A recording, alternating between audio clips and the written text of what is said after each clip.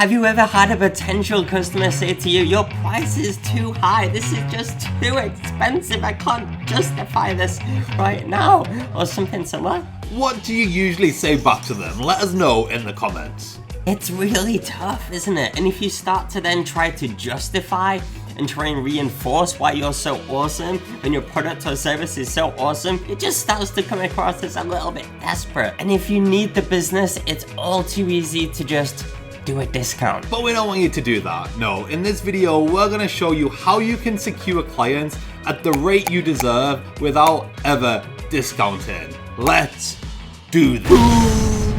There's two main reasons why someone might say that you're too expensive. The first is that they legitimately actually can't afford it and it is too expensive for them. Now 90% of the time we don't actually think that's true, and we'll get to that in just a second. But if it is true and they really do want to work with you and you want to work with them, then let's make it happen. There's some ways that you can still make this work. Now the last thing you want to do is discount your prices. So forget about it. We're not doing it. Push that to the side. We are not discounting. However, what you can do is less work for a lower amount. And let's talk about that. A good question to potentially ask if they give you the "this is too expensive" line is to say, okay, what were you expecting it to be? This will give you a much better idea of what their budget actually is. Bearing in mind, it is probably going to be a little bit higher than the price that they give you. But with this new information, we now can work out a smaller package without discounting. For example, rather than a full day's worth of consultancy, plus a follow-up call, plus an extra bonus training, plus an online course access for a full year, wait, why don't you just do like a half day or an hour or just whatever their budget can stretch to? This works great because it's win-win. You're still getting money and you're still getting your high rate, but you're just doing less work and they still get a piece of you. It's win-win.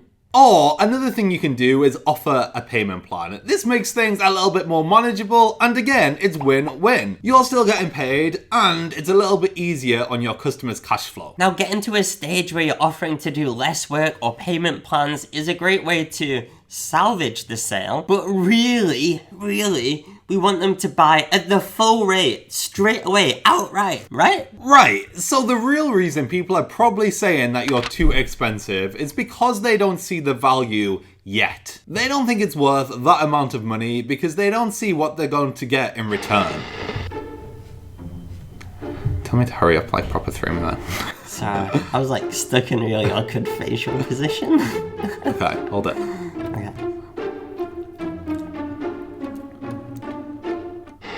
So if they start saying things like, why is it that much? Oh, wow, that's expensive. You need to immediately start questioning that. So you can get a much better understanding of why they think that, which gives you a much better shot at changing their perspective too. So if you get that response of, wow, that's so expensive, you should start asking questions like, okay, interesting that you think that is, expensive. Out of interest, what are you comparing this to?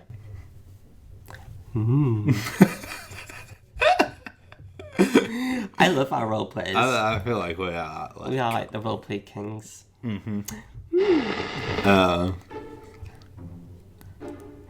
Okay, let me learn this line. I see it. Roleplay kings, here we go. I see why you think that's expensive now. Because you're comparing our chat and it wasn't me. I say, no, it's not the same thing. Let me explain why. Okay, this might take a take too. Roleplay kings over here. To take Pete. Yeah, you cough. I'm still ill. Yeah, whatever. Ready? Okay. Because then you can start to say, well, now I see why you think this is expensive, because you're comparing our shiny new awesome thing to that second-hand crappy thing. Like, what? It's not the same. I'm explaining. That was meant to be a scary tone, but it felt more like wise old fantasy man. What I see! I hope you get the point, guys. Cut that. No, we're redoing that.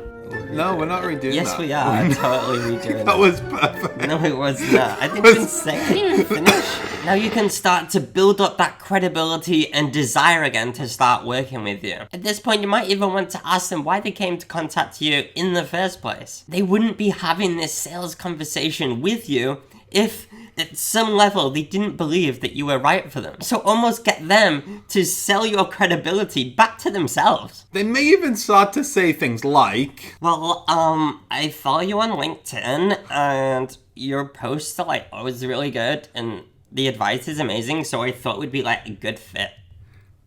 or Americans are going to hate us after that. That wasn't an American accent. No, it wasn't. And when you're having this conversation, the second thing you want to do is talk hypothetically about their goals, right? So bring it back to the desired outcomes that they want. For example, our atomic program helps businesses double their income.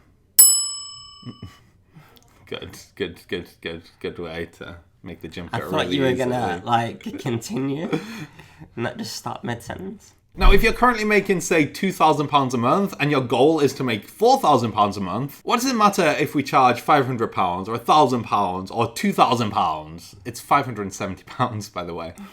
You will still have a great return month on month. So clarify that to them and make it very real to them by bringing it back to what they're actually trying to achieve. And if you're watching this and you don't actually know your true worth, like you don't actually know what you can help people actually achieve, then maybe it's time to work that out first. This should be enough to clinch the deal and get that sale. But if not, it might be that they just don't trust you enough yet. Maybe you've just met them, or maybe there's some kind of risk involved still, some kind of objection. So can we mitigate that risk somehow? For example, with our atomic program, we actually have a 2-step money back guarantee. Plus, after the 30 days, if you join and do the work and it doesn't make back at least your investment, then you can also get your money back. Do you see here how we've tried to mitigate the risk of joining our program? Essentially, if you join and don't like it or it doesn't work for you, you will get a full refund. So there's no risk on that side. And then on the flip side, if it does work, just like it has with hundreds of other members, you can actually go on to double your business and beyond and be